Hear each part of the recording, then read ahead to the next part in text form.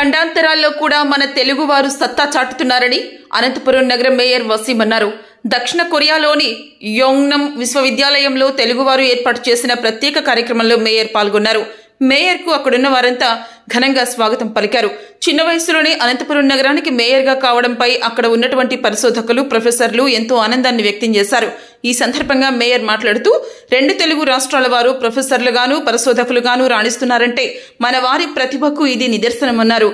ఏ దేశంలో ఉన్నా కూడా పుట్టిన ఊరిని మరువకుండా అక్కడ ఉన్నటువంటి పేదలకు ఎంతో సాయం చేయాలన్నారు. ప్రధానంగా ఉన్న ఊరిలోని పేద విద్యార్థుల చదువుకు, వారి అభివృద్ధి కోసం సేవా కార్యక్రమాలు నిర్వహించాలని సూచించారు.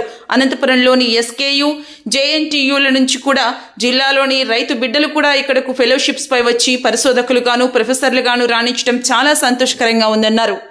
అందరికీ నమస్కారం. ఈరోజు గ్యాంగ్సాంగ్ ప్రావిన్స్ లో తెలుగు కమ్యూనిటీ వారందరితో కలవడం నాకు నిజంగా చాలా ఆనందంగా ఉంది. నిన్నటి రోజున వాసుదేవ్ గారికి చెప్పిన వెంటనే ఆయన ఒక గెట్ టుగెదర్ ఏర్పాటు చేసి ఎంతమందిని ఇక్కడ కలపడం అదేవిధంగా గౌస్ గారికి కూడా నేను ధన్యవాదాలు తెలియజేసుకుంటున్నాను. ఇక్కడ భారతదేశం నుంచి వచ్చి ఇక్కడ తెలుగు వారందరూ కూడా ప్రొఫెసర్స్ లాగా అదేవిధంగా రీసెర్చర్స్ లాగా ఇక్కడ పనిచేయడం కూడా నిజంగా నేను చాలా అభినందిస్తున్నాను. కూడా మంచి స్కిల్స్తో ఉన్నత స్థానానికి చేరుకోవాలని కూడా మీ అందరికీ నేను తెలియజేస్తున్నాను. అదేవిధంగా గ్రామాల్లో కావచ్చు, మీ మండలాల్లో కావచ్చు, మీ జిల్లాలో మీ దగ్గరలో ఉన్న పేదవారికి మీరు సహాయపడేలా, మీరు అత్యున్నత స్థానానికి వెళ్ళి వీళ్ళందరికీ సహాయపడేలా కూడా నేను కోరుకోవడం జరుగుతోంది. విధంగా అనంతపురం నుంచి కూడా ఎస్కే యూనివర్సిటీ కావచ్చు, జేఎన్టీ నుంచి కూడా కావచ్చు, రైతు కుటుంబాలకు చెందిన పిల్లవాళ్ళు ఇక్కడ కొరియా దేశానికి వచ్చి రీసెర్చర్స్గా పనిచేసి ఇక్కడే అత్యున్నత స్థానాలుగా ప్రొఫెసర్స్గా కూడా పనిచేయడం కూడా నిజంగా వారికి అందరికీ కూడా నా అభినందనలు తెలియజేస్తున్నాను. ప్రపంచంలో మీరు ఎక్కడైనా సరే మీరు ఏ స్థానానికైనా ఇంకా మంచి స్థానంలో ఉండాలని, కానీ ఒకటి మన ఊరిని మనం ఎప్పుడు కూడా మర్చిపోకూడదని మీ అందరికీ కూడా నేను తెలియజేస్తున్నాను. ఇక్కడ నేను రాజకీయాలు అయితే మాట్లాడడం లేదు, అయినప్పటికీ కూడా కొన్ని రాష్ట్రాల్లో సంఘటనలు చూసుకుంటే మనము ఈరోజు ఏ విధంగా అయితే 17 కొత్త మెడికల్ కాలేజెస్ని జగన్మోహన్ రెడ్డి గారు గతంలో తీసుకొచ్చారో వాటిని ప్రైవేటైజేషన్ చేయడం రాష్ట్ర ప్రభుత్వం తీసుకున్న నిర్ణయం ఎంత దుర్మార్గమో మీరందరూ కూడా ఒకసారి గమనించాలా. గతంలో వైఎస్ జగన్మోహన్ రెడ్డి గారు విద్యా వైద్య రంగానికి ఏ విధంగా ప్రాధాన్యత ఇచ్చినారో కూడా మీరందరూ కూడా ఒకసారి గమనించారు.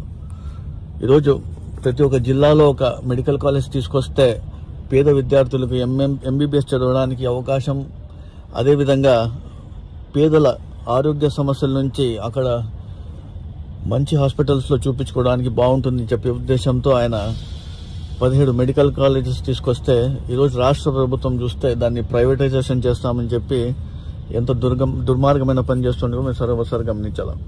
దాదాపుగా రాష్ట్రంలో ఫస్ట్ ఫేజ్లో దాదాపుగా 5 మెడికల్ కాలేజెస్ని పూర్తి చేయడం జరిగింది.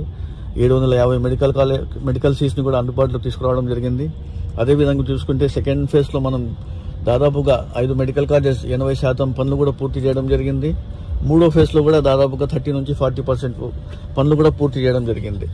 ఈరోజు ఇవన్నీ కూడా మీరు గమనించి, మీరు ఇందులో కొంతమంది కూడా పేద కుటుంబాల నుంచి గవర్నమెంట్ కళాశాలలో చదివి ఇక్కడ సౌత్ కొరియాలోనే ఇక్కడ వచ్చి మీరు ఉన్నత స్థానాల్లో చేరారంటే ఆ రోజు మీరు అందరూ కూడా గవర్నమెంట్ కాలేజెస్ చదివి ఈరోజు ఇంత స్థానం చేరారంటే కూడా మీరందరూ కూడా ఒకసారి గమనించాల్సిన విషయం ఎంతైనా ఉంది. దీనిపైన మీరందరూ కూడా ప్రభుత్వ దృష్టిలో